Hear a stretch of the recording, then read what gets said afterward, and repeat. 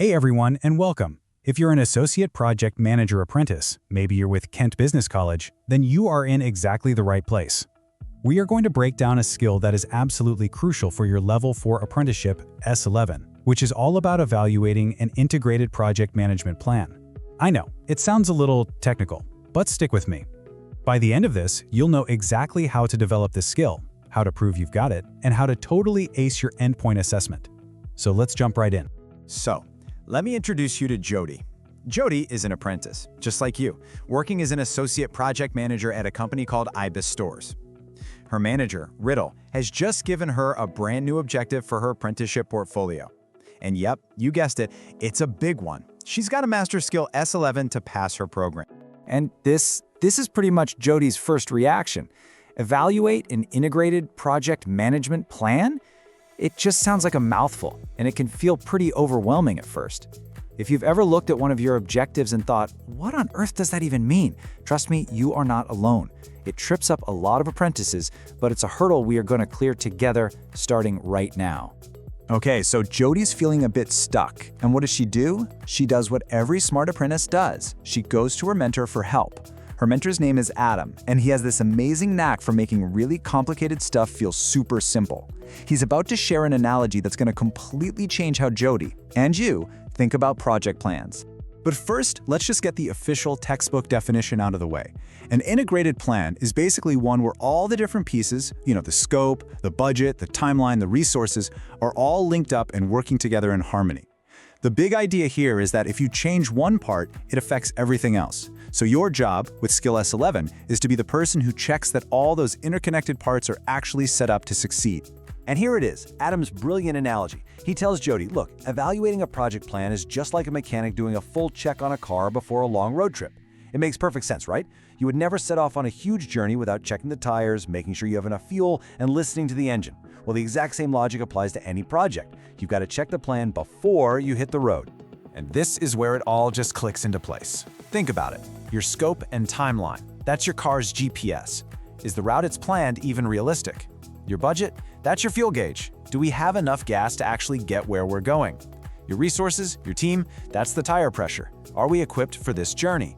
And finally, quality and risks, those are the warning lights on the dashboard. Your job is to spot any of those flashing lights before the project even leaves the garage.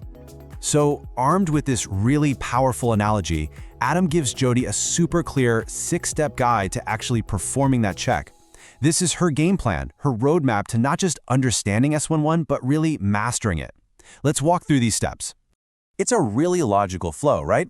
First, you just have to understand all the pieces of the puzzle. Then, you learn the actual techniques to check them, things like a SWOT analysis or risk assessment. Step 3 is where you do the work. You evaluate the plan to find any gaps. 4, you pinpoint specific things that could be better. Now 5 is absolutely crucial. You don't just point out problems, you come up with real, actionable recommendations. And finally, step 6, you have to communicate what you found to the right people. Okay, now for the part that really matters for your apprenticeship, proving you can do it. It's one thing to learn the skill, but you have to create solid evidence for your e-portfolio system, which for a lot of you is APTEM. This is how you officially show the assessors that you have met the standard for S11. And Jody gets her big chance on a real project happening at IBIS Stores. It's called the IBIS Go Green Project. This is her golden opportunity to take Adam's 6-step guide, do a full mechanics check on that project plan, and document every single thing she does as evidence. So what are the assessors actually looking for when they see your evidence? Well, they don't want just theory. They want to see your detailed evaluation report. They want to see recommendations that are practical and, actually doable in the real world. They'll look for proof that you communicated your findings well, and, this is a big one, evidence that your suggestions actually made the plan better. And check this out. This is a perfect example of what strong evidence can look like. Jody created a simple but powerful report. For every weakness she found, like a crazy, unrealistic timeline, she spelled out the potential business impact, project delays, more costs. Then she gave a clear, actionable recommendation. This simple weakness impact recommendation format, it's exactly the kind of clear, logical evidence that assessors absolutely love to see. Now listen to the professional language she uses here. This is so good.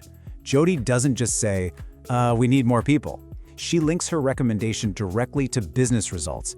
to prevent burnout and ensure we meet our quality standards. The key takeaway for you is to always explain the business why behind your suggestions. It shows you're thinking about the bigger picture.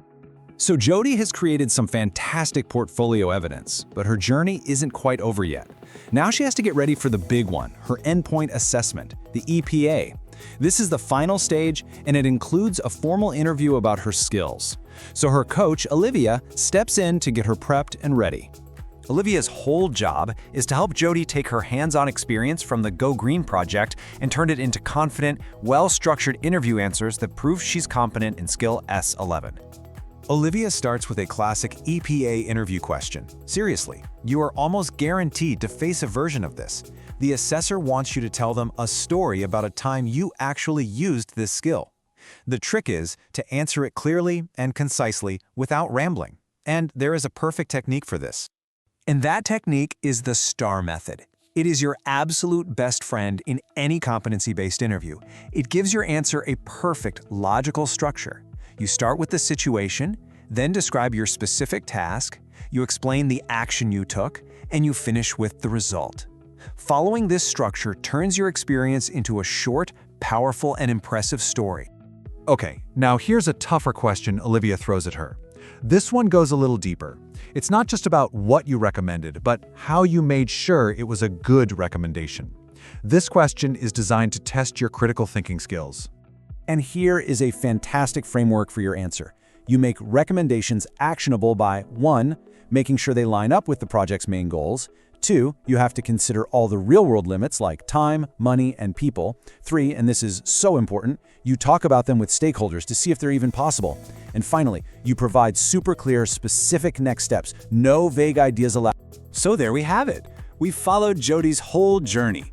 She went from being totally confused by the jargon to confidently checking project plans, creating amazing evidence, and prepping for her EPA.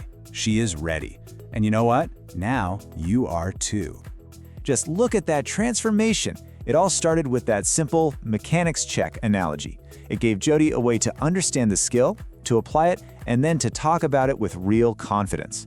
That's the power of breaking a big, complex idea down into something you can actually visualize and remember. So, if you remember absolutely nothing else from this whole explainer, please remember this.